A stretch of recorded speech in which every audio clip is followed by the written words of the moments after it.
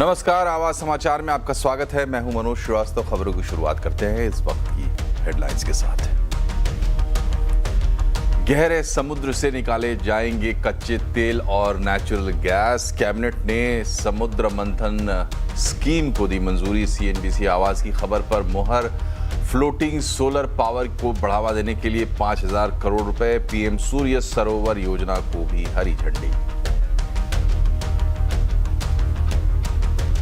अगले हफ्ते भारत आएंगे मेटा के अधिकारी। प्रधानमंत्री नरेंद्र मोदी का वीडियो हटाने का मामला। सरकार एल्गोरिदम बायस पर कंपनी से करेगी सवाल।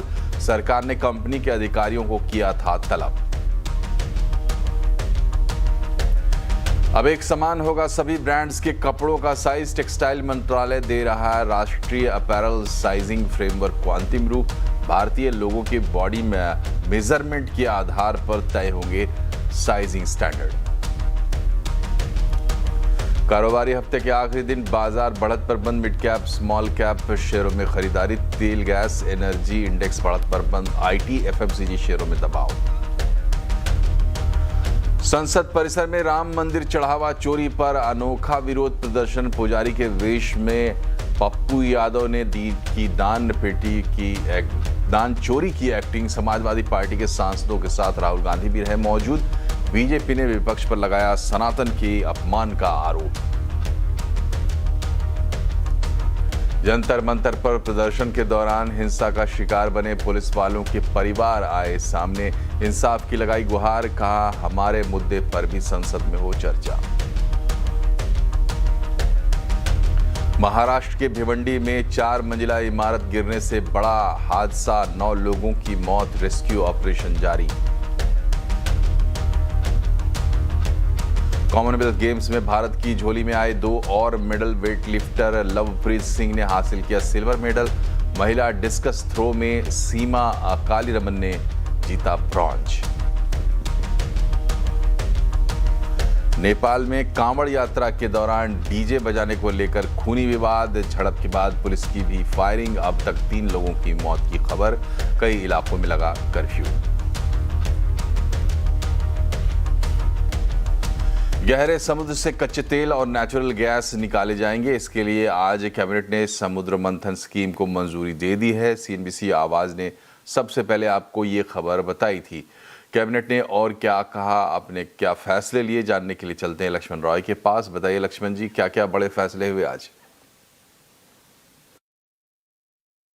जी हां, कैबिनेट ने 5 बड़े फैसले लिए हैं। जो फैसले हैं वो करीब 4,51,000 करोड़ रुपए के फैसले हैं। इसमें सबसे महत्वपूर्ण फैसला समुद्र मंथन स्कीम को लेकर के है। जैसा कि सीएनबीसी आवाज ने सबसे पहले अपने दर्शकों को बताया था, कैबिनेट ने समुद्र मंथन स्कीम को मंजूरी दे दी है। यह समुद्र मंथन स्कीम जो है दरअसल 84,084 करोड़ रुपए की स्कीम होगी। इस स्कीम के तहत गहरे समुद्र में जाकर के कच्चा तेल और नेचुरल गैस को एक्सप्लोर करने के लिए, उनको वहां खोजने के लिए जो कोशिशें की जाएंगी, जो इन्वेस्टमेंट किया जाएगा, उसके लिए इस स्कीम को लाया गया है। इस स्कीम के तहत ऐसे इंफ्रास्ट्रक्चर विकसित किए जाएंगे, ऐसे कंपनियों को मदद दी जाएगी जो जोखिम लेकर के गहरे समुद्र में जाकर के कच्चा तेल या फिर नेचुरल गैस ढूंढ रहे होते हैं। इस स्कीम के तहत सरकार का अनुमान यह है कि 600 मिलियन मीट्रिक टन से ज्यादा का तेल, कच्चा तेल और नेचुरल गैस के भंडार की खोज की जा सकेगी, ऐसी उम्मीद की जा रही है। तो ये खासतौर से ऑयल एंड एक्सप्लोरेशन क्षेत्र की जो कंपनियां हैं उनके लिए अच्छी खबर है। और अभी हमने जो देखा, यूएस ईरान युद्ध के चलते जो कच्चे तेल और नेचुरल गैस की जो किल्लत हो रही थी, वो किल्लत स्थायी तौर पर ना रहे, लॉन्ग टर्म पॉलिसी के तहत, ऊर्जा सुरक्षा के तहत सरकार ने इस समुद्र मंथन स्कीम को मंजूरी दी है। दूसरा जो महत्वपूर्ण फैसला लिया गया है वो दरअसल प्रधानमंत्री सूर्य सरोवर योजना को मंजूरी दे दी गई है। ये सूर्य सरोवर योजना के तहत 5,070 करोड़ रुपए सरकार खर्च करेगी। इसके तहत जितने भी बांध हैं, जितने भी तालाब हैं, उन सब जगहों पर फ्लोटिंग सोलर पैनल लगाए जाएंगे। यानी सोलर पैनल रहेगा जो पानी के साथ तैरता रहेगा और उससे करीब 5,000 मेगावाट पावर, सोलर पावर क्षमता जुटाने का लक्ष्य रखा गया है। और इसमें कम से कम 2 घंटे की स्टोरेज कैपेसिटी भी होगी। ये भी इसकी खासियत है प्रधानमंत्री सूर्य सरोवर योजना की, जो 5 साल के लिए है। एक और महत्वपूर्ण फैसला लिया गया, खेल को बढ़ावा देने के लिए सरकार 2 स्कीम लाएगी, जिसमें 36,441 करोड़ रुपए की मंजूरी दे दी गई है। खेलो इंडिया स्कीम के तहत विशेष आवंटन किया जाएगा और नेशनल स्पोर्ट्स फेडरेशन स्कीम भी सरकार इसके तहत लाई है। एक और महत्वपूर्ण फैसला, प्रधानमंत्री किसान सम्मान निधि योजना, जिसके तहत किसानों के खाते में सीधे पैसे दिए जाते हैं, वो अगले 5 साल तक जारी रहेंगे, 2030-31 तक जारी रहेंगे। इस पर सरकार करीब 3,15,614 करोड़ रुपए खर्च करेगी। तो ये कुछ महत्वपूर्ण फैसले हैं जिसको कैबिनेट ने आज की बैठक में मंजूरी दी है। अगले हफ्ते मेटा के अधिकारी भारत आएंगे। सरकार एल्गोरिदम बायस पर मेटा के वरिष्ठ अधिकारियों से सवाल जवाब करेगी। सरकार पूछेगी कि कंपनी किस तरीके से कानून व्यवस्था बनाए रखने में मदद कर सकती है। इस पर डिटेल जानकारी दे रहे हैं असीम मनचंदा। मेटा ने प्रधानमंत्री मोदी का वीडियो फेसबुक से हटा दिया था। उसके बाद से ही सरकार ने इसके ऊपर कड़ा रुख अपनाया। सरकार ने सबसे पहले मेटा को नोटिस भेजा, उसको कारण बताने के लिए कहा, और उसके बाद सरकार ने कंपनी के जो वरिष्ठ अधिकारी हैं, ग्लोबल अधिकारी हैं, उनको भारत आने के लिए सम्मन किया। मेटा ने अपना जवाब भेजा। मेटा ने कहा कि हमने अपने प्रोटोकॉल में बदलाव कर दिया है। अब कोई ना कोई वरिष्ठ अधिकारी, सब जो प्रसिद्ध अकाउंट हैं भारत के, उनको रिव्यू करेगा और उसके बाद ही उसके ऊपर कोई एक्शन होगा। इसके साथ साथ जो मेटा के वरिष्ठ अधिकारी हैं वो अगले हफ्ते भारत के अंदर आएंगे, उनसे पूछताछ की जाएगी। सरकार उनसे एल्गोरिदम बायस के बारे में उनसे पूछताछ करेगी, उनसे पूछेगी कि आप बताइए, आप भारत में कानून व्यवस्था बनाए रखने के लिए किस तरह के कदम उठा सकते हैं। खासतौर पर ये भी नोटिस किया गया था कि जो सीजेपी का प्रोटेस्ट हुआ था उसको बढ़ाने में इंस्टाग्राम का काफ़ी बड़ा हाथ था। तो अब सरकार सब वरिष्ठ अधिकारियों से पूछताछ करने की तैयारी कर रही है। पार्लियामेंट्री स्टैंडिंग कमेटी के सामने भी वो अधिकारी उपस्थित होंगे। इसके साथ साथ हैदराबाद में मेटा के ऊपर जो फेसबुक है उसके वरिष्ठ अधिकारियों के खिलाफ FIR भी दर्ज कर ली गई है और उसकी जांच भी आगे बढ़ेगी।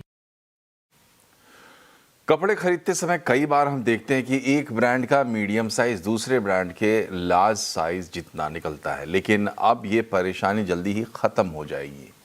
टेक्सटाइल मंत्रालय देश भर में कपड़ों की साइजिंग के लिए एक राष्ट्रीय फ्रेमवर्क तैयार कर रहा है ताकि ग्राहकों को सही फिट मिले और बार बार एक्सचेंज या रिटर्न की जरूरत कम पड़े। ज्यादा डिटेल बता रही है दीपाली नंदा। अक्सर जब हम शॉपिंग पर जाते हैं तो हमारे माइंड में साइज को लेकर एक बड़ी कंफ्यूजन होती है, क्योंकि अलग अलग ब्रांड्स हैं और अलग अलग ब्रांड्स के साइजिंग भी अलग अलग किए गए हैं।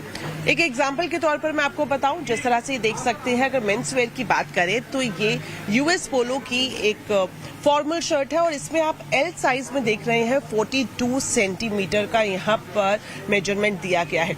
वहीं जब आप दूसरे ब्रांड की तरफ जाएंगे, यहाँ पर आप देखेंगे वेगा की ये फॉर्मल शर्ट है और यहाँ पर जो L साइज है उसमें 40 सेंटीमीटर को मेंशन किया गया है। यानी कि है तो ये दोनों शर्ट्स L, लेकिन साइजिंग जो देखेंगे यहाँ पर 42 सेंटीमीटर दिख रहा है और यहाँ पर 40 सेंटीमीटर मिल रहा है। तो ये एक बड़ी कंफ्यूजन है जो हर एक शॉपर को फेस करनी पड़ती है, चाहे हम मेंस वेयर की बात करें या फिर विमेंस वेयर की बात करें। लेकिन अब ये कंफ्यूजन दूर हो जाएगी, क्योंकि टेक्सटाइल मिनिस्ट्री की तरफ से एक स्टैंडर्ड बनाया जा रहा है, एक नेशनल फ्रेमवर्क तैयार किया जा रहा है अपैरल साइजिंग को लेकर, जिसके तहत जितने भी ब्रांड्स हैं अक्रॉस द ब्रांड्स आपको मीडियम, लार्ज और S, अगर हम स्मॉल साइज की बात करें, इसी तरह की साइजिंग देखने को मिलेगी। कोई भी न्यूमेरिकल साइजिंग उसमें मेंशन नहीं की जाएगी। कितना आसान हो जाएगा शॉपिंग करना, ये हम कुछ कस्टमर से ही जानते हैं। आप यहाँ पर क्या खरीदने के लिए आए हैं? मैम एक्चुअली मैं यहाँ पे शर्ट खरीदने आया हूँ, तो मैं यही नोटिस कर रहा था, आपको भी जो आप बोल रहे थे कि हर कंपनी के साथ डिफर हो जाते हैं, तो ये प्रॉब्लम बहुत बड़ी प्रॉब्लम है। क्योंकि इसमें होता क्या है मैडम कि अगर हमारे फैमिली वाले अगर शॉपिंग करने आते हैं हमारे लिए या हमारे फैमिली के किसी मेंबर के लिए गिफ्टिंग पर्पज से, तो इसमें कंफ्यूजन ये है कि साइज हर कंपनी के अलग अलग है। जैसे कि मेरे को 42 आता है कलर प्लस का, अगर मैं बात करूं US पोलो की तो उसमें मेरे को 44 आएगा, जैसे मैंने भी ट्राई करके देखा। तो ये बहुत बड़ी डिफरेंस है कि अगर मैं अपनी मम्मी को बोलता हूं कि वो 42 नंबर लेकर आए मेरे लिए, वो अलग ब्रांड का कोई और साइज है, हाँ नेक्स्ट ब्रांड का किसी का भी 42 लेकर आएंगे, तो मेरे लिए शायद वो अनकंफर्टेबल है, छोटा हो जाएगा। कंफ्यूजन विमेंस वेयर में भी होती है, लेकिन जल्द ही इसी का ही समाधान निकाला है टेक्सटाइल मंत्रालय ने। जो एक स्टैंडर्ड फ्रेमवर्क लाया जाएगा उसमें कोई न्यूमेरिकल नहीं, सिर्फ स्मॉल, मीडियम और लार्ज होगा, और जो इंडियन बॉडी शेप है उसी के हिसाब से ये स्टैंडर्ड सरकार तैयार कर रही है। टेक्सटाइल मंत्रालय और इंडस्ट्री के साथ मिलकर इसको अंतिम रूप दिया जा रहा है। और ठीक उसी तरह जिस तरह से विदेशों में, अमेरिका की बात करें, यूरोप में बात करें, जो एक स्टैंडर्ड होते हैं अपैरल में, उसी तरह के स्टैंडर्ड यहाँ पर भी आपको जल्द ही लागू होते हुए दिखाई देंगे। दीपाली नंदा, दिल्ली। सरकार अगले 2 हफ्ते के अंदर इंडिया सेमीकंडक्टर मिशन की गाइडलाइंस जारी कर सकती है। कई बड़ी कंपनियों ने निवेश करने में रुचि दिखाई है। इस पर इंडिया सेमीकंडक्टर मिशन के सीईओ अमितेश कुमार से बातचीत की असीम मनचंदा ने। कितनी कंपनियों ने इसमें इंटरेस्ट दिखाया, क्योंकि कैबिनेट अप्रूव कर चुकी है, कंपनी आगे आ रही है इन्वेस्ट करने के लिए? जैसे सेमीकॉन 2.0 के जो कंटूर्स थे वो हम लोग पहले से डिस्कस कर रहे थे। कंपनी को उनको मालूम था, एक सर्टेनिटी थी पॉलिसी की, तो बहुत सारी कंपनी हम लोग से पहले आके डिस्कस करी थी इन्वेस्टमेंट के बारे में। बट अब अभी कुछ बोलना ठीक नहीं, जो जब तक वो पोर्टल में अपना एप्लीकेशन ही जमा करते हैं तब तक वो हम नहीं बोल सकते कितनी कंपनी आएगी। लेकिन काफ़ी कंपनियों का रुझान है कि सारे 6 पिलर में पार्टिसिपेट करने। ठीक है सर, कितना ये 6 पिलर्स आपने ऑलरेडी डिसाइड कर लिए, लेकिन फोकस आपका कहाँ रहेगा? क्योंकि हमने फर्स्ट में देखा कि आपका फोकस फैब बनाने के ऊपर था, तो सेकंड में कौन सा फोकस रहेगा? हम मिनिस्टर सर ने भी इसके बारे में क्लियरली बोला है कि एक तो फैबलेस कंपनी डिज़ाइन जो वर्टिकल हमारा है वो फोकस है, और दूसरा इकोसिस्टम डेवलपमेंट में जिसमें इक्विपमेंट, केमिकल, गैसेस, मटेरियल है, इसके डेवलपमेंट में बहुत हम लोग फोकस करेंगे। These are the 2 main priorities for semicon 2.0। उसके बाद बाकी जो चीज़ें थी पहले फैब पैकेजिंग वो सब चलेगी, उसमें एडवांस पैकेजिंग फोकस है। डिस्प्ले में माइक्रो LED में हम लीडरशिप रोल ले सकते हैं, तो वो भी एक फोकस एरिया है। फिर फैब्स तो हमको ज़रूरी है, चाहिए, तो फैब ऑलवेज रहेगा। R&D है जिसमें कि कुछ ऐसी टेक्नोलॉजी, एडवांस टेक्नोलॉजीज जो हमारे कंट्री को चाहिए, तो उसको हम डेवलप करने की कोशिश करेंगे। और स्किलिंग फिर इकोसिस्टम के लिए बहुत ज़रूरी है, तो इकोसिस्टम डेवलपमेंट के लिए उसको प्रयास किया जाएगा उसमें। आज संसद भवन परिसर में अनोखा विरोध प्रदर्शन देखने को मिला। राम मंदिर चढ़ावा चोरी को लेकर सांसद पप्पू यादव पंडित बनकर संसद भवन पहुंचे। उनके हाथों में रामलला का फोटो था। वो दान पात्र भी साथ लेकर संसद में आए थे। संसद भवन परिसर में वो सांसदों के बीच बैठ गए और विपक्ष के सभी सांसद उन्हें घेरे हुए थे। इसी बीच राहुल गांधी वहां पहुंचे। राहुल गांधी दान पात्र में दान देना चाह रहे थे, लेकिन पप्पू यादव ने दान पात्र में पैसा लेने से मना कर दिया और वो सीधे पैसा अपने पास रखने लगे। अपने इस अनोखे प्रदर्शन पर पप्पू यादव ने कहा, क्या कहा आप भी सुनिए। राम राम जपियो रे सब माल हरपियो रे। हमारे जीवन में सीख, चरित्र में सीख, मन में सीख, विचार में राम, तन में राम, चिंतन में राम, चरित्र में राम, जीवन में सीख। और उसके बाद त्रेता युग के राम लाभ लाए, ऑडिट से हटा दिया, TI से हटा दिए। उद्घाटन जब आप किए, जब पूरी आस्था के को खंजर भूखा और भगवान के नाम पर गद्दारी की। अरे लेकिन ये क्या है भगवान, मतलब ये तो कह रहे हैं लोग, कहेंगे ना कि भगवान का आपने भी तो अपमान किया, कहेंगे ना। हमको तो समझ में नहीं आता है। ये वो आस्था है जिन लोगों ने भगवा पहन करके पर्ची निकाला, दुराचारी थे, बलात्कारी भगवा पहन के भगवा का आस्था पर जो विश्वास को ठेस पहुंचा है, बड़ा आरोप लगा रहे हैं। हाँ। अच्छा, राहुल गांधी को दान पात्र में आपने पैसा क्यों नहीं डालने दिया? क्यों छीन लिया आपने? भैया हमारा धर्म और कर्म है चोरी करना, छीनना। इधर लोकसभा स्पीकर ओम बिरला ने सांसदों के परिधान का जिक्र किया। स्पीकर ने साफ कहा कि संसद वेश बदलकर न आए, संसद की गरिमा को बनाए रखें। मैंने पूर्व में भी कहा था कि सदन के अंदर तख्तियां लेकर आकर, बैनर लेकर आना, ये संसद की परंपराओं और मर्यादाओं के अनुरूप नहीं है। और कुछ मान्य सदस्य तो वेश बदल कर संसद में जिस तरीके से पहनकर आते हैं, मेरी उन मान्य सदस्यों को चेतावनी है। संसद या संसद के परिसर में मुझे कई मान्य सदस्यों ने मिलकर और लिखकर दिया है कि संसद भवन और संसद परिसर की पवित्रता बनी रहनी चाहिए। बीजेपी सांसद बृजलाल ने भी पप्पू यादव पर निशाना साधा है और उनके विरोध के तरीके को ड्रामा बताया। नहीं है, हमेशा संसद में एक जो मर्यादा पूर्वक आपको रहना चाहिए, मर्यादा तब और मर्यादा पूर्वक वस्त्र पहनने चाहिए। केवल नौटंकी कर रहे हैं, जिनको ये हमेशा हिंदुत्व का, सनातन का विरोध करते हैं और यहाँ भगवा पहन करके, पगड़ी बांध करके ड्रामा कर रहे हैं। ये ड्रामा जो है, ये किसी धर्म के, हिंदू धर्म के, सनातन के आप मजाक उड़ा रहे हैं, सम्मान नहीं कर रहे हैं, जिसके मैं निंदा करता हूँ। चीन के राष्ट्रपति शी जिनपिंग सितंबर में भारत आ सकते हैं। माना जा रहा है कि 12-13 सितंबर को ब्रिक्स समिट के लिए जिनपिंग आ सकते हैं। अगर वो भारत आते हैं तो 2020 में गलवान वैली में भारत चीन सेना के बीच झड़प के बाद जिनपिंग का ये पहला भारत दौरा होगा। इस दौरे में भारत चीन संबंधों के पटरी पर लौटाने में बड़ी मदद मिलेगी। 2013 में चीन की कमान संभालने के बाद शी जिनपिंग 3 बार भारत आ चुके हैं। उनका आखिरी दौरा 2019 में हुआ था। इसके कुछ महीने बाद ही लाइन ऑफ एक्चुअल कंट्रोल पर मिलिट्री झड़प हुई थी और संबंध खराब हो गए थे। सूत्रों के मुताबिक शी के दौरे से पहले दोनों देशों के बीच राजनयिक स्तर पर गतिविधियां बढ़ाई जाएंगी। आवाज समाचार में फिलहाल वक्त है एक छोटे से ब्रेक का, लेकिन खबरें अभी और भी हैं, बने रहिए हमारे साथ। ब्रेक के बाद एक बार फिर से आपका स्वागत है आवाज समाचार में। कारोबारी हफ्ते के आखिरी दिन बाजार बढ़त के साथ बंद हुआ है। मिड कैप और स्मॉल कैप शेयरों में भी अच्छी खरीदारी देखने को मिली है। ओवरऑल कैसा रहा बाजार का हाल, बता रहे हैं रक्षा रावत। हफ्ते का आखिरी कारोबारी दिन यानी फ्राइडे का सेशन और सुपर रहा ये सेशन आज का। निचले स्तरों से जो है वो स्मार्ट बुल्स ने रिकवरी की और अगर क्लोजिंग लेवल्स की बात करें आज के तो निफ्टी यहाँ पर करीब 70 पॉइंट ऊपर क्लोज हुआ है निचले स्तरों से रिकवरी के साथ। लेकिन बैंक निफ्टी आज यहाँ पर भी अच्छी खासी आउट परफॉर्मेंस देखने को मिली और क्लोजिंग लेवल्स की बात करें तो यहाँ पर 100 अंकों से ज्यादा की तेजी के साथ क्लोजिंग हुई है।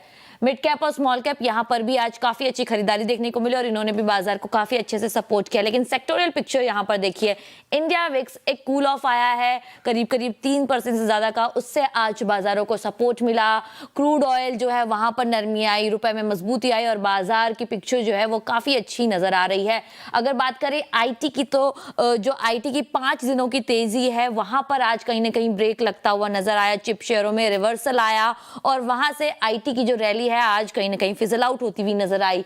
एफएमसीजी आज यहां पर भी डेंट पड़ता हुआ नजर आया, लेकिन उसके अलावा सारे ही सेक्टर में काफी अच्छा कारोबार देखने को मिला। Capital market, defence, PSU bank, auto, capital good, energy, oil and gas, reality, pharma, metal, ये सारे ही इंडेक्स थे जहां पर काफी अच्छी खरीदारी आज के सत्र में देखने को मिली। लेकिन निफ्टी 50 के कंट्रीब्यूटर्स की बात करते हैं, यानी आज के निफ्टी 50 गेनर्स में देखें तो यहाँ पर बजाज फाइनेंस और बजाज फिनसर्व दोनों ही के नतीजे आए और नतीजे काफी अच्छे रहे, बाजार को पसंद आए और नतीजों का रिवॉर्ड इनको मिलता हुआ करीब 7 से 8% की तेजी यहाँ पर देखी गई दोनों ही शेयरों में। इसके अलावा जियो फाइनेंशियल यहाँ पर भी आज अच्छे मूव्स देखे गए। इसके अलावा एमएनएम नतीजों के बाद कल भी ये स्टॉक चला था और आज भी यहाँ पर 3.5% के गेंस देखने को मिले। लेकिन निफ्टी 50 को ड्रैग करने की कोशिश कौन से शेयरों ने की, यानी निफ्टी 50 लूजर्स कौन से रहे, वो है TCS, eternal, max health care और इन्फोसिस। ये सारे काउंटर थे जिन्होंने आज बाजार को कहीं ना कहीं सपोर्ट नहीं किया। लेकिन एक और स्पेस आज फोकस में रहा, वो है आईटी स्पेस। पूरे स्पेस में गिरावट दिखी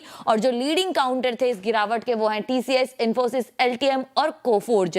ये सारे काउंटर थे जिन्होंने जो आईटी की गिरावट है उसे लीड किया। लेकिन कैपिटल मार्केट कल एक खराब कारोबार देखने को मिला, लेकिन आज यहां पर काफी अच्छी बाइंग देखने को मिली। और काउंटर्स की बात करें तो BSc, HDFC, AMC, angel one, Motilal Oswal और सारे ही काउंटर इस स्पेस के अच्छा कारोबार करते हुए नजर आए। तो फ्राइडे का सेशन काफी अच्छा रहा आज मार्केट के लिए। बाजार में बुल्स की वापसी हुई है। आज आवाज अड्डा में भी हम इसी पर चर्चा कर रहे हैं। तेजी कितनी टिकाऊ, जरूर जुड़िए शाम 7:57 पर। पिछले कुछ दिनों से एफआईआईज की खरीदारी लौटने के संकेत जरूर मिल रहे हैं, लेकिन सच ये है कि भारतीय बाजार को डीआईआईज ने ही संभाल रखा है। निफ्टी 500 में डीआईआईज होल्डिंग रिकॉर्ड हाई पर है, जबकि एफआईआईज का हिस्सा सबसे निचले स्तर पर है। डीआईआईज और एफआईआईज के होल्डिंग पैटर्न के बारे में बता रही हैं नुपुर। एफआईआईज की तरफ से लगातार हम देखते हैं कि बिकवाली ही नजर आती है। हालांकि पिछले कुछ समय में यहाँ पे खरीदारी भी देखने को मिली है, लेकिन पूरे क्वार्टर की बात करें जून की तो डीआईआईज की तरफ से अच्छा खासा मोमेंटम देखने को मिला है। निफ्टी 500 में डीआईआईज की होल्डिंग बढ़कर 21% पहुँचते हुए दिखी। ऑल टाइम हाई पे आपको ये आंकड़ा नजर आएगा और लगातार 9th क्वार्टर रहा है जून एंड वाला, जहाँ पे डीआईआई की तरफ से खरीदारी जो है वो आती हुई नजर आई है। और 9वें क्वार्टर तिमाही है जहाँ पे हाईएस्ट लेवल पर डीआईआई ने जो है वो बाइंग बाइंग करी है। एफआईआई की दूसरी तरफ बात करें तो निफ्टी 500 में एफआईआई की होल्डिंग जो है वो घट के 17% रह गई है। ऑल टाइम लो पे आपको ये होल्डिंग का जो हिस्सेदारी का आंकड़ा है वो नजर आएगा। और पिछले 22 महीनों में देखें तो ऑलमोस्ट 5,800 करोड़ डॉलर की बिकवाली यहाँ पर एफआईआई की तरफ से देखने को मिली है। निफ्टी 500 और निफ्टी 50 में देखें तो डीआईआई की बढ़त यहाँ पर भी बढ़ती हुई दिखी है। डीआईआई ने 82 कंपनीज में अपनी हिस्सेदारी बढ़ाई है और एफआईआई ने देखें तो 72% कंपनीज में जो है अपनी हिस्सेदारी घटाई है। और यही बात है कि पिछले कुछ समय में जो बाजार में जो उतार चढ़ाव देखने को मिला है उसके बावजूद भारतीय निवेशक जो डोमेस्टिक इंस्टीट्यूशनल इन्वेस्टर्स है वहां से खरीदारी देखने को मिली है। 22 महीनों का आंकड़ा देखेंगे तो डीआईआई की तरफ से ऑलमोस्ट 16,600 करोड़ डॉलर की इन्वेस्टमेंट आती हुई नजर आई। एक और इंटरेस्टिंग फैक्ट है, पिछले कई महीनों से एसआईपी का आंकड़ा भी देखें तो आपको 30,000 करोड़ के आसपास ही नजर आएगा। एवरेज की बात करिए जो एसआईपी डेटा आता है 30,000 करोड़ के आसपास मंथली एसआईपी का इनफ्लो भी पिछले कुछ समय में देखने को मिला है। सेक्टर्स की बात करें तो डीआईआई की सबसे ज्यादा खरीदारी private banks, telecom, real estate, technology, health care और ऑटो ये पसंदीदा सेक्टर्स है जो जहां पे डीआईआई की तरफ से ज़्यादा खरीदारी देखने को मिली है। इंटरेस्टिंगली एफआईआई को पसंद है बीएफएसआई लगातार यहाँ पे वो बुलिश होते हुए नजर आए हैं। एफआईआई के पोर्टफोलियो का 35% ऑलमोस्ट 35% हिस्सा जो है वो बीएफएसआई सेक्टर में। टेक्नोलॉजी दबाव यहाँ पर इस सेक्टर में देखने को मिला था और उसका वेटेज भी देखें तो ऑल टाइम लो पे आपको दिखेगा 5.6% पर ये पहुँच चुका है। प्राइवेट बैंक्स ऐसे जो डीआईआई को भी पसंद है, एफआईआई को भी पसंद है और यहीं पर जो ये सबसे बड़ा सेक्टर निकल के आते हुए दिखाएं। फ्री फ्लोट की बात करें तो निफ्टी 500 में फ्री फ्लोट डीआईआई की अब 41.5% पहुंच गई है और एफआईआई की 33.6% पर सिमटती हुई नजर आ रही है। पिछले साल और पिछले क्वार्टर में जिस हिसाब से बदलाव देखने को मिला है, डीआईआई तो रिकॉर्ड लेवल पर है, एफआईआई की होल्डिंग रिकॉर्ड लो लेवल पर आती हुई दिखी है। प्रमोटर की हिस्सेदारी स्टेबल है और रिटेल निवेशकों की भी हिस्सेदारी की बात करें तो आपको वो भी वहां पर भी स्टेबल ही आंकड़ा नजर आएगा। कॉमनवेल्थ गेम्स के 8वें दिन भारत की झोली में 2 और मेडल आए हैं। वेट लिफ्टर लवप्रीत सिंह ने सिल्वर मेडल हासिल किया है। उन्होंने 110 केजी वेट कैटेगरी में 388 किलो वजन उठाया। वहीं महिलाओं के डिस्कस थ्रो इवेंट में सीमा कालीरमन ने ब्रॉन्ज मेडल जीता। अब भारत के पास 3 गोल्ड, 10 सिल्वर और 4 ब्रॉन्ज के साथ कुल 17 मेडल हो गए हैं, मगर भारत मेडल टैली में 2 स्थान नीचे खिसककर 10वें नंबर पर आ गया है। मुंबई के पास भिवंडी में देर रात एक बड़ा हादसा हो गया। 4 मंजिला इमारत का एक हिस्सा अचानक भरभरा कर गिर गया, जिससे पूरे इलाके में अफरा तफरी मच गई। हादसे में 9 लोगों के शव मलबे से निकाले जा चुके हैं। जानकारी के मुताबिक इस जर्जर इमारत को पहले ही खाली कराने के आदेश दिए गए थे, लेकिन इसके बावजूद कई परिवार और कुछ मजदूर वहां रह रहे थे। हादसे के बाद एनडीआरएफ, दमकल, पुलिस और आपदा प्रबंधन की टीमें लगातार राहत और बचाव कार्य में जुटी हुई हैं। देश भर में मॉनसून अब आफत बनकर बरस रहा है। जम्मू कश्मीर से लेकर हिमाचल, उत्तराखंड और उड़ीसा तक भारी बारिश ने जनजीवन बुरी तरह प्रभावित कर रखा है। जम्मू कश्मीर के डोडा में मूसलाधार बारिश के बाद नदी नाले उफान पर है। कई सड़कों पर सैलाब देखने को मिल रहा है। इससे कई इलाकों का संपर्क टूट गया है। पहाड़ों से आया मलबा भी रिहायशी इलाकों तक पहुंच रहा है। वहीं राजौरी में सुख्तो नदी का जलस्तर बढ़ने पर प्रशासन ने हाई अलर्ट जारी कर लोगों से नदी किनारे नहीं जाने और बेवजह नदी पार नहीं करने की अपील की है। इधर बाबा बर्फानी की पवित्र गुफा के बाहर अचानक तेज जल प्रवाह से श्रद्धालुओं में अफरा तफरी मच गई। खराब मौसम के चलते अमरनाथ यात्रा पहले ही रोकी जा चुकी है और सुरक्षा एजेंसियां हालात पर लगातार नजर बनाए हुए हैं।